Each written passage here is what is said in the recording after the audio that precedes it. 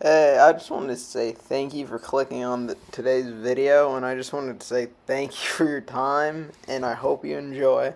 Keep this intro pretty short to be good with your time, but this is going to be the top 5 essentials I'd say everyone needs to have in their car. Starting with number one, I'd have to say some sort of jack, just like obviously jack up the car. I mean, it's very useful in case you get a flat tire, which also comes to like my second 1.2 issue, not quite the second one, but it's having what's called a spare tire. I feel like you should obviously have a spare tire. I don't really need to explain why, just in case you get stranded. But it's just the combination of the two is really what helps. If you have just one of them, you obviously can jack up the car, but you have no tire, so no reason to jack it up except to like look for a leak or something. But it's just you obviously can really. I don't need to explain this one too much. You can just see why you'd want to have a jack, and that's what's called a spare tire. It's worth like spending a little bit of money if your car didn't come with it, just to be safe. Yeah, just do it. For number two, I'd have to go with some sort of hand sanitizer, like spray, or some way to clean your hands. I mean, you can do whatever your preference is, but I make sure to always have some sort of hand sanitizer in my car. I tried the wipes in the past, but it's like kind of annoying fiddling and opening up the package. Then you gotta like throw it away, and then you might have more trash in your car. So I really found the spray bottles work the best. You can get them for like $4 on Amazon, probably even cheaper if you're like really cheap. But it's a good way to clean your hands. Your friends will love it if you have friends and they're in the car. But yeah, that again you can see why it's just to clean your hands. So yeah, great product to have in your car.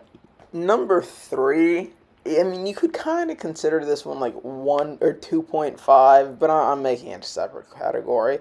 I'd say having some sort of tissues for obviously blowing your nose, but also having some sort of like microfiber cloth or towel or something just like that, just for bird poop or I don't know, whatever life throws at you. Let's say you spray. I mean, if you spray too much hand sanitizer, it's gonna evaporate. But if you have some liquid on your hands or something that you need to clean off, just wipe it off and then use the hand sanitizer or something. There's just a lot of strategies that you can use, like stay clean, and just the two of these, the hand sanitizer spray and having a towel, is just great. It also is really useful just to clean your car, not the hand sanitizer, that's not good for the paint. But yeah, just having a microfiber cloth instead of normal cloth can help with the car and your hands, or whatever part of you needs to be cleaned. For number three, I'd have to go with having some sort of like what's it called, change, just for like the meters, just in case you're a few cents off. Maybe even give it to a homeless person. I just find like having zero change in the car causes more issues than I guess. I mean, it solves literally zero problems, so I guess it obviously causes more issues. But it's just always good to be prepared. That's kind of what these lists or what this list is. Just things to prepare you for life in your car. I mean, not life in your car, but you get what I'm saying. Just you're not living in the car, but you're using the car for your life.